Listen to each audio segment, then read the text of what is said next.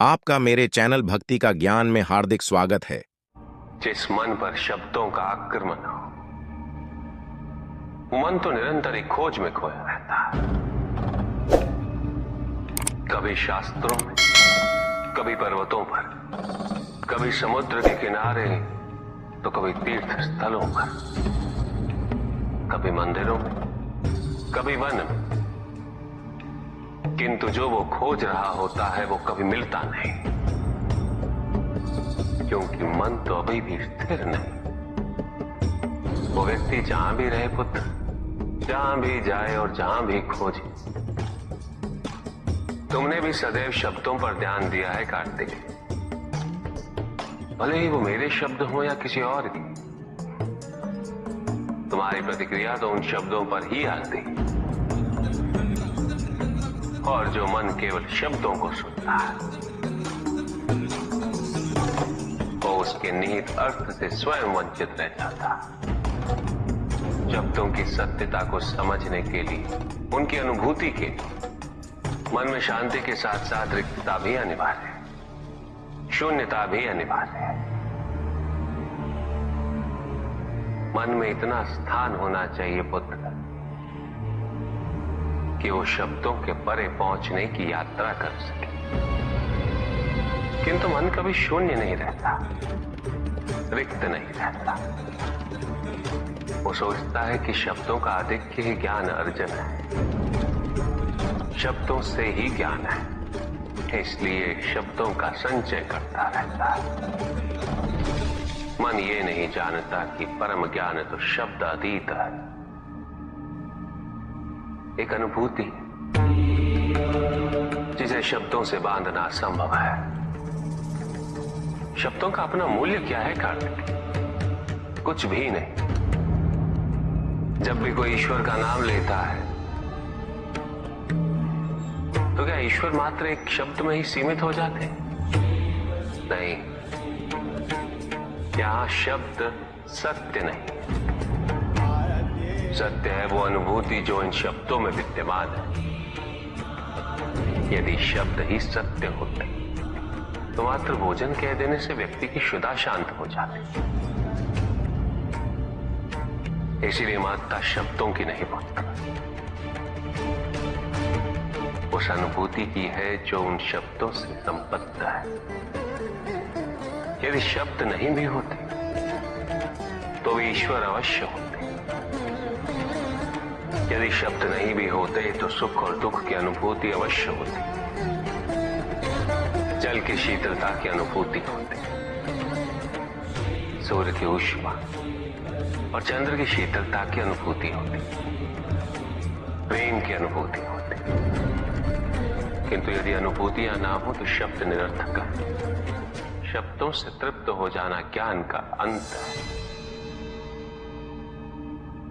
अज्ञानता का प्रारंभ है। ज्ञानी वही है जिसके पास अनुभूतियां, अनुभव, और उसके लिए मन को शांत व रिक्त तो करना ही पड़ेगा पुत्र।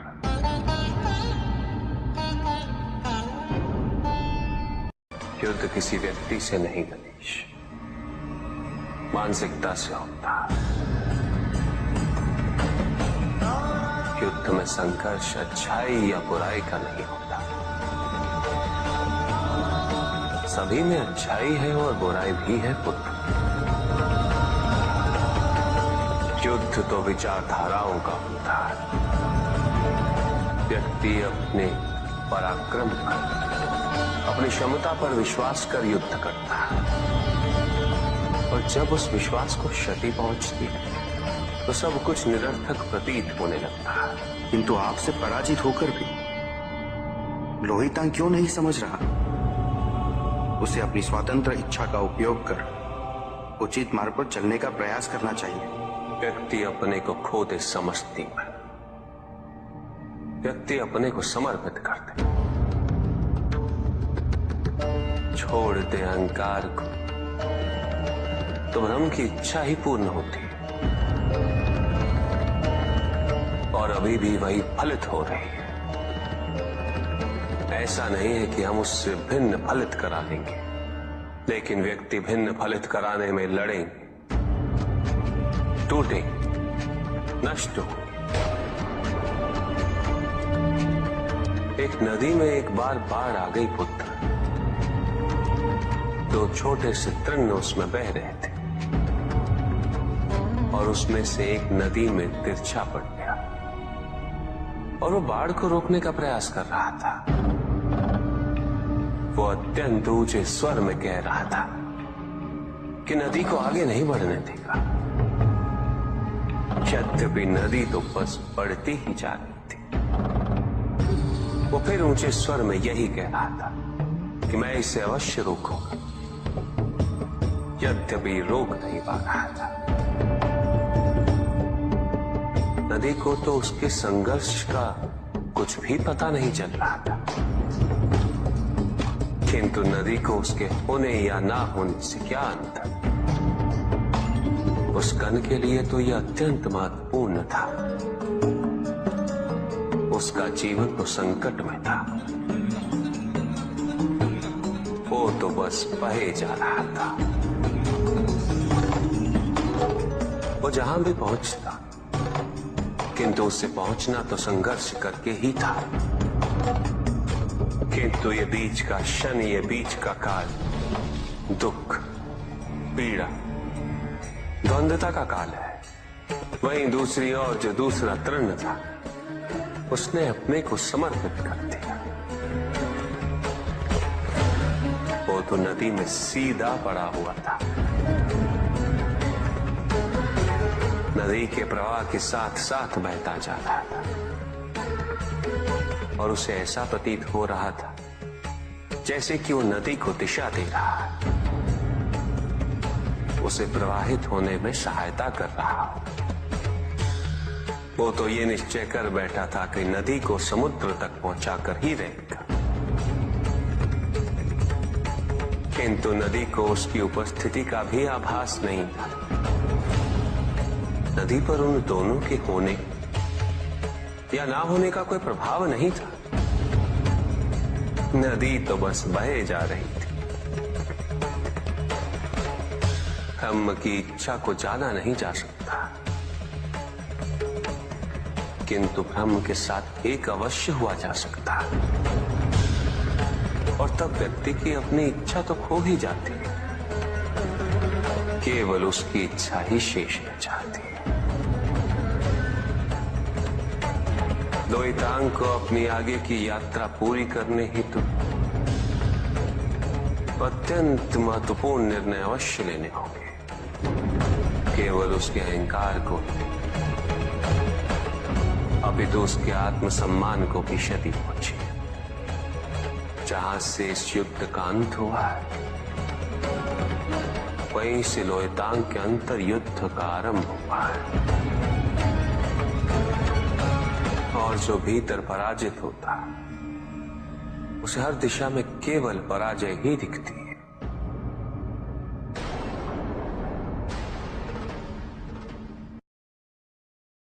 एक प्रश्न पूछ सकता हूं? अवश्य ऋषि कश्यप। जहां प्रश्न नहीं वहां जिज्ञासा नहीं, और जहां जिज्ञासा नहीं होती वहां ज्ञान की वृद्धि नहीं हो सकती। निसंकोच होकर पूछिए। प्रभु, आप तो कालोपरी हैं, सर्वज्ञ हैं, त्रिकालदर्शी हैं। चारों ओर ये जो अज्ञान का अंधकार फैल रहा है, उसमें ज्ञान का मूल अर्थ कहीं ना कहीं खोता जा रहा।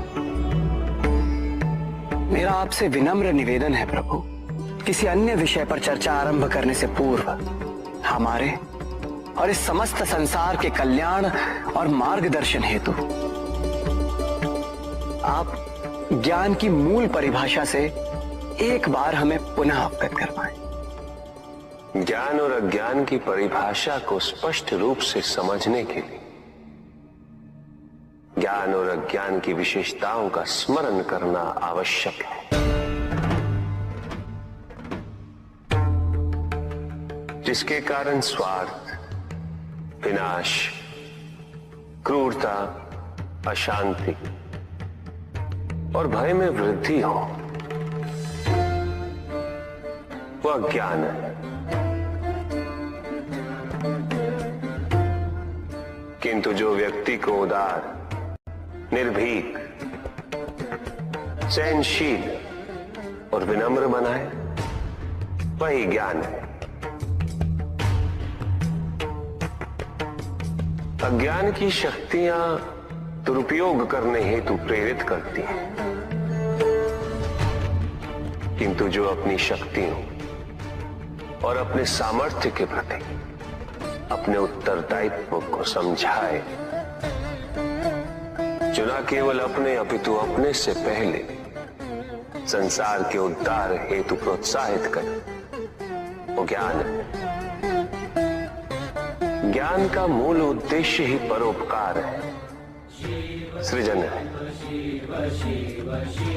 दूसरों की भावनाओं को समझना, उनका आदर करना, यही ज्ञान है। क्योंकि ज्ञान हमें न केवल अपने अपितु दूसरों के दुख और सुख के प्रति भी संवेदनशील बनाता है। किंतु जो दूसरों की भावनाओं का अनादर करे, उसे ज्ञान की श्रेणी में कैसे रखा जा सकता है? अज्ञान के कारण व्यक्ति सांसारिकता में बंधता जाता है, मोह माया में उलझता जाता है। अज्ञान परम सत्य से दूर ले जाने का माध्यम है, किंतु ज्ञान व्यक्ति को परम सत्य की ओर ले जाता है। ज्ञान मुक्तिदायक है, मोक्ष का मार्ग है, और इस मुक्तिदायक ज्ञान का सर्वोच्च रूप है आत्मज्ञान, और यही ज्ञान की पूर्णता भी है। सभी के उद्धार के लिए मैं आपसे निवेदन करता हूं, भक्ति का उचित मार्ग बताए हमें, ताकि मेरी भांति दूसरा कोई भूल ना करे। भक्ति मुक्ति का आधार है पुष्पधन,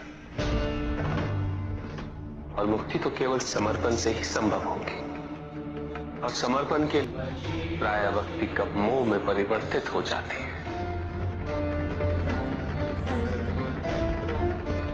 और ऐसे में पथ भ्रमित होना अनिवार्य है।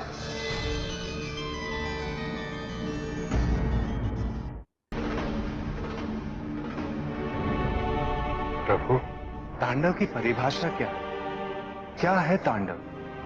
उसे आरंभ करने से पूर्व मन में कैसे भाव होने चाहिए? तांडव नृत्य जगत की 5 क्रियाओं का संकलन है। सृष्टि, स्थिति, प्रलय, तिरोभाव और अनुग्रह, अग्नि, जल, वायु, पृथ्वी और आकाश। मेरे नृत्याकार शरीर के 5 मुख, इन्हीं 5 भूतों से ब्रह्मांड का निर्माण होता।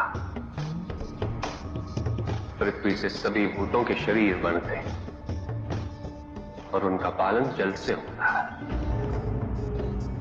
और संपूर्ण भूतों का अंत अग्नि से होता है।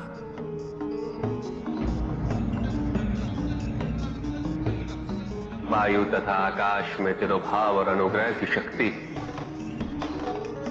इस प्रकार मेरे ये 5 महाभूत मुख मेरे नृत्य की 5 महाक्रियाओं का प्रतीक है। धन आवश्यक है ऋषियंत्र, क्योंकि धन मूल आवश्यकताओं को पूरा करने में सहायक होता है। किंतु जब कोई व्यक्ति इच्छाओं को आवश्यकता समझने लगे,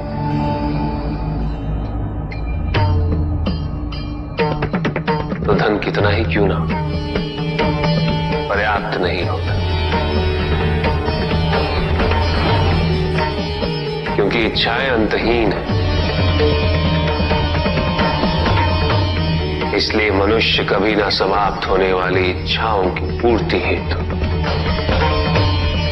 धन संचय को ही अपने जीवन का लक्ष्य समझ लेता है,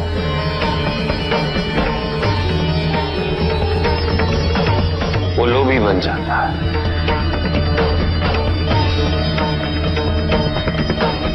वो भूल जाता है कि उसके जीवन का मुख्य लक्ष्य ईश्वर के समीप आना है।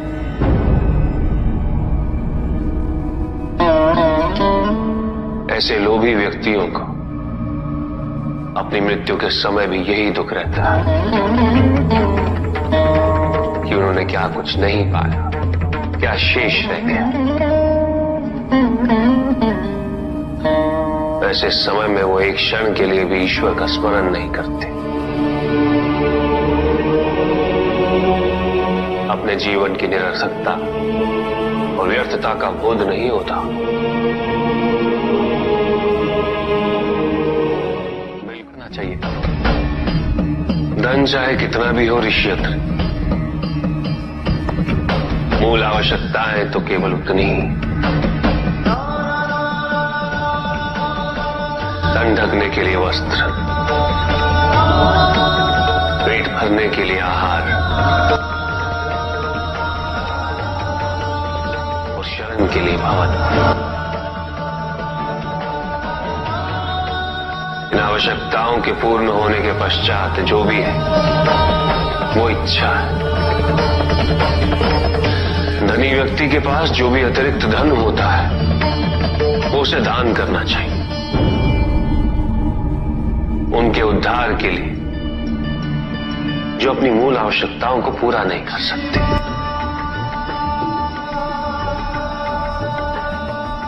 ऐसा करने से संसार में समानता होगी, द्वेष नहीं होगा, सद्भावना बनी रहेगी। किंतु कुछ व्यक्ति इस तथ्य को समझ ही नहीं पाते। उन्हें अपने एकत्रित किए हुए धन से इतना मोह हो जाता है कि वो उसका एक अंश भी किसी और को नहीं देना चाहते।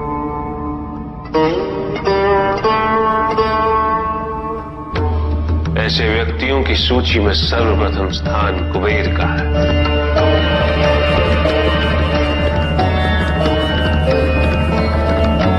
इस संसार में सबसे अधिक धन उन्हीं के। शक्तिशाली बनना अत्यंत कठिन है, किंतु उससे भी कठिन होता है शक्तिशाली बने रहना। और इसके लिए आवश्यक है कि हम शक्तियों से प्राप्त हुए उत्तरदायित्व का सम्मान करें।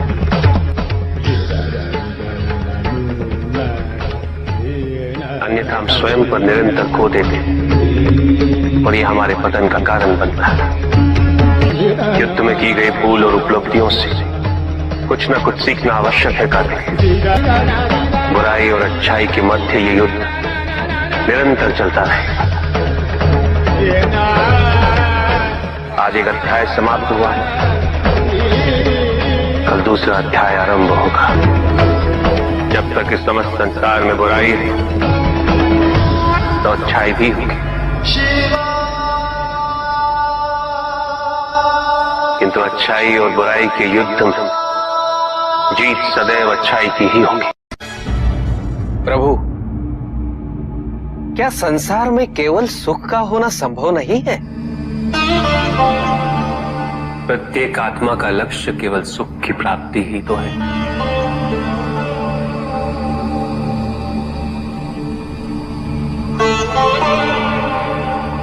परमानंद की प्राप्ति,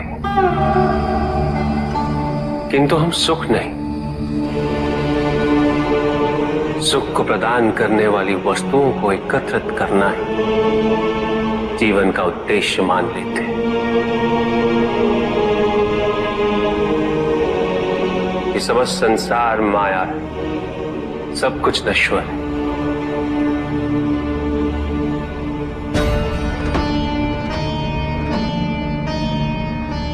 जिन वस्तुओं को हम सुख का स्रोत समझकर एकत्रित कर रहे हैं वो सदैव नहीं रहेंगे। जो व्यक्ति सत्य को जानते हुए भी लोभ का परित्याग नहीं करते वो सदैव इन्हें खोने के भय में जीते।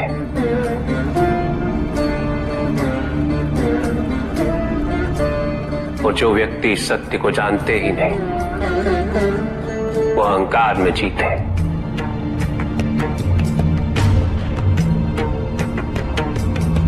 और जहां अहंकार और भय उपस्थित हो,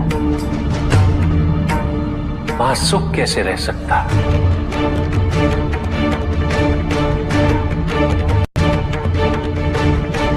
किसी को यह दुख है कि उसके पास कुछ भी नहीं,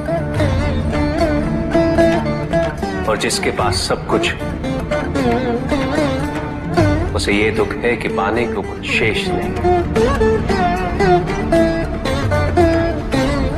सुख को हम स्वयं अपने दृष्टिकोण से परिभाषित कर देते हैं,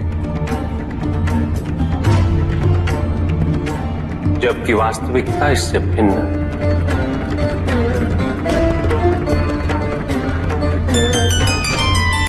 इसलिए आवश्यकता है अनासक्त रहने की। किंतु प्रभु, क्या आसक्ति स्वाभाविक नहीं है? पर दुख का मूल कारण भी तो यही है ऋषि भृगु। आसक्ति हमारे मन की शांति को छीन लेती, उसे भंग कर देती।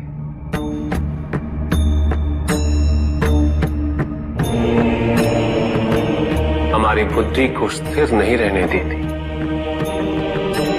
उसे चंचल बना देती।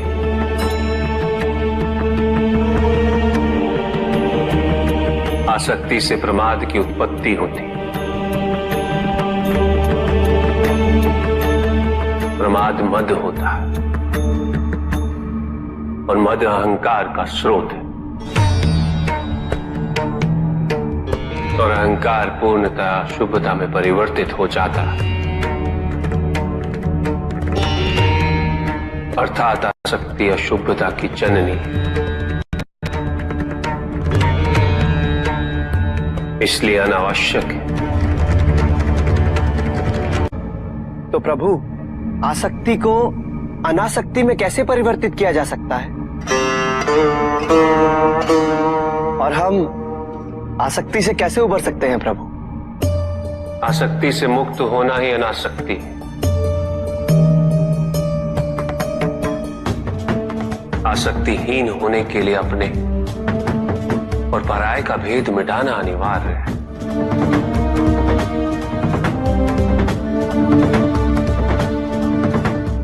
और यह तभी संभव होगा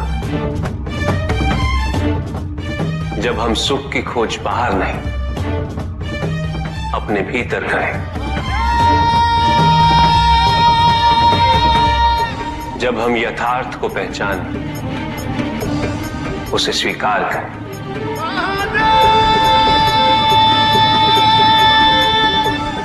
हम अपने सुख को सांसारिक तत्वों से परिभाषित नहीं करें। जब तक हम ऐसा करते रहेंगे, हम बंधते जाएंगे। जब हम स्वयं अपने भीतर झांकना आरंभ करेंगे, हमारी मुक्ति का मार्ग स्वतः प्रशस्त होता जाएगा। महादेव, आपने हमें दुख का कारण तो बता दिया। प्रभु, ये विवाह मुझे स्वीकार्य नहीं है प्रभु। मैं मेरे जीवन का प्रत्येक क्षण आपकी सेवा में समर्पित करना चाहता हूं। मैं नहीं चाहता हूं कि मेरा कोई भी संबंध मेरे भक्ति को विभाजित या बाधित करने का कारण बने। नंदी, विवाह तुम्हें मेरी भक्ति के लिए अयोग्य कैसे बना देगा? उसमें बाधा कैसे उत्पन्न कर देगा? माता, आपके और प्रभु के बीच में इतनी चुनौतीपूर्ण स्थितियां उत्पन्न हुई, फिर भी आप दोनों स्थिर रहे। किंतु मेरे लिए यह संभव नहीं है माता, क्योंकि मैं अपने दायित्व के मार्ग में कोई भी विकर्षण सहन ही नहीं कर सकता। नंदी, मेरे एक प्रश्न का उत्तर दोगे? पहले तो तुम केवल मेरे प्रति ही समर्पित थे, किंतु अब अब तुम मेरे साथ साथ पार्वती की भी आराधना करते हो।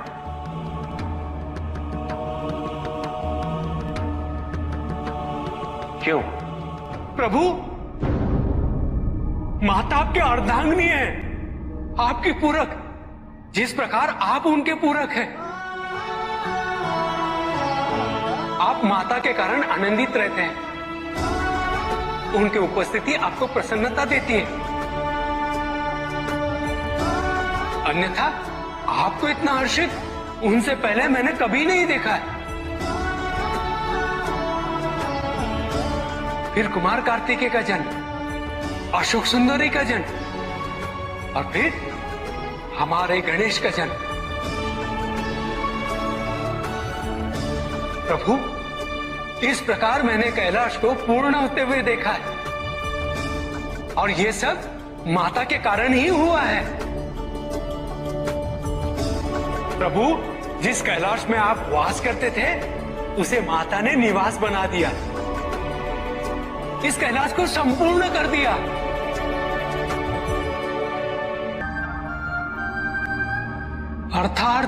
अर्थात व्यक्ति की पूर्णता हेतु विवाह आवश्यक है नंदी। जैसे स्वामी और हम एक दूसरे के पूरक हैं, उसी प्रकार तुम्हारी अर्धांगिनी और तुम एक दूसरे के पूरक बनोगे। विवाहित जीवन की अनुभूति, परिवार का सुख, उसके सुख और उसकी सुरक्षा के लिए संघर्ष, ये सभी अनुभूतियां एक व्यक्ति के विकास के लिए अनिवार्य है नंदी। किंतु प्रभु, मेरी स्वतंत्रता। स्वतंत्र तो वो नहीं है नंदी जो विवाह के विचार से भयभीत होते हैं या संकोच करते हैं, क्योंकि स्वतंत्रता तो वो है जो किसी भी विचार से प्रभावित ना हो, किसी भी सुख, किसी भी दुख से प्रभावित ना हो। और जो व्यक्ति इतना तटस्थ हो, जागरूक हो, उसकी स्वतंत्रता को तो विवाह से भी प्रभावित नहीं होना चाहिए। और फिर क्या गणेश, कार्तिकेय और अशोक सुंदर, ये सभी विवाह उपरांत परिवर्तित हो गए। क्या उनका विवाहित होना उनकी भक्ति और उनके समर्पण में बाधा बन गया नंदी? उनकी स्वतंत्रता में बाधा बन गया? क्या अपने माता पिता के प्रति उनका प्रेम और उनका सेवा भाव घट गया नंदी? फिर मेरे एक और पुत्र को ये चिंता क्यों?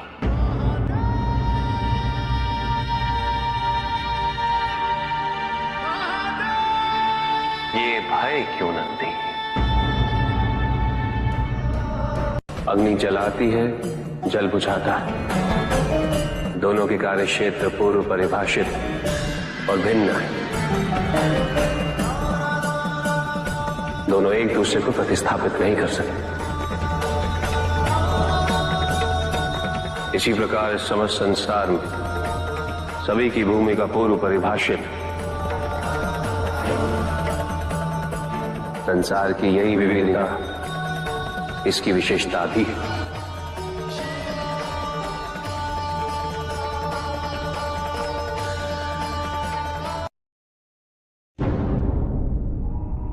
सृष्टि के निर्माण उपरांत एक बार नारायण ने तप के लिए महादेव से उत्तम स्थान के निर्देश की याचना की। महादेव ने अपनी प्रेरणा से समस्त तेज संपन्न अत्यंत शोभायमान पंचकोशी नगरी का निर्माण किया।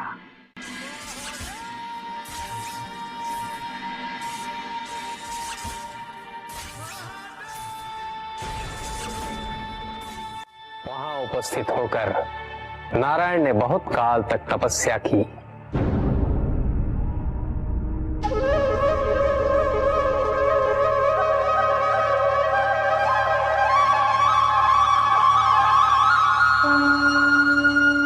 नारायण की तपस्या के अनंतर ही उस क्षेत्र में महादेव की कृपा से अनेक नदी नद सरिताएं उत्पन्न हुई।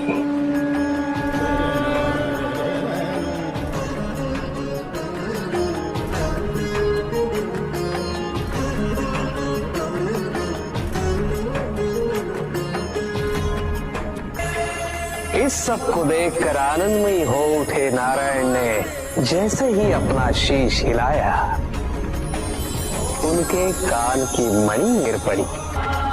मणिकर्णिका के उस पंचकोश वाले विस्तृत क्षेत्र को महादेव ने अपने त्रिशूल पर धारण किया।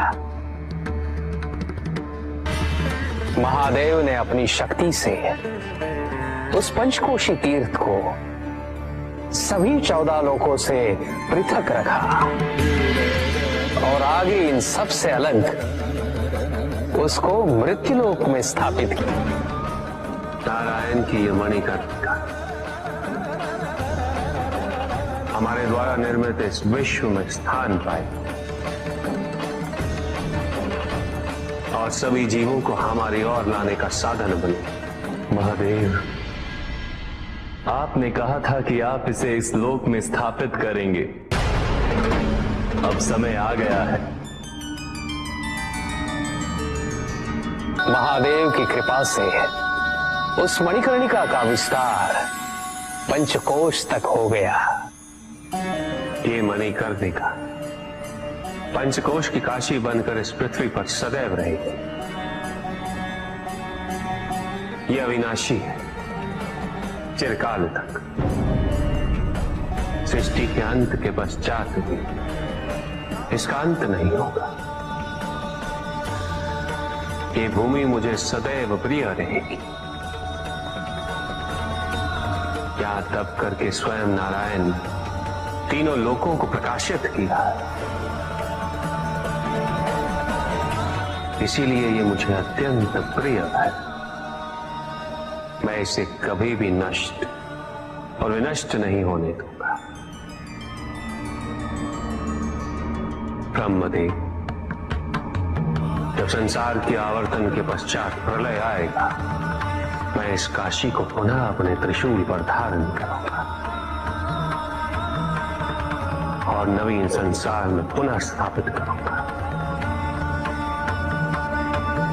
और यहां मेरा अस्तित्व सदैव रहेगा।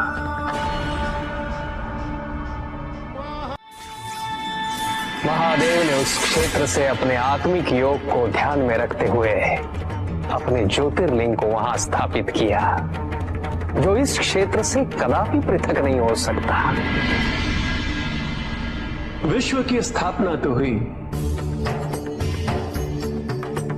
किंतु इस ज्योतिर्लिंग को आपने उस स्थान पर स्थापित किया है जिसकी ऊर्जाएं विश्व से परे।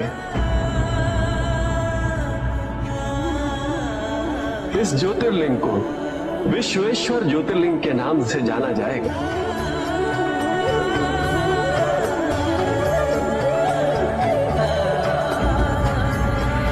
महादेव उस काशी को अपने त्रिशूल पर प्रलय और अनिष्ट की स्थिति में धारण कर उसका संरक्षण करते रहते हैं। इसीलिए ये क्षेत्र सभी लोगों से न्यारा है। नारायण की मणि गिरते ही उस स्थान का नाम मणिकर्णिका तीर्थ पड़ गया। अगर आपको ये वीडियो अच्छी लगी हो तो लाइक और कमेंट करें और मेरे चैनल को सब्सक्राइब कीजिए। आपका धन्यवाद।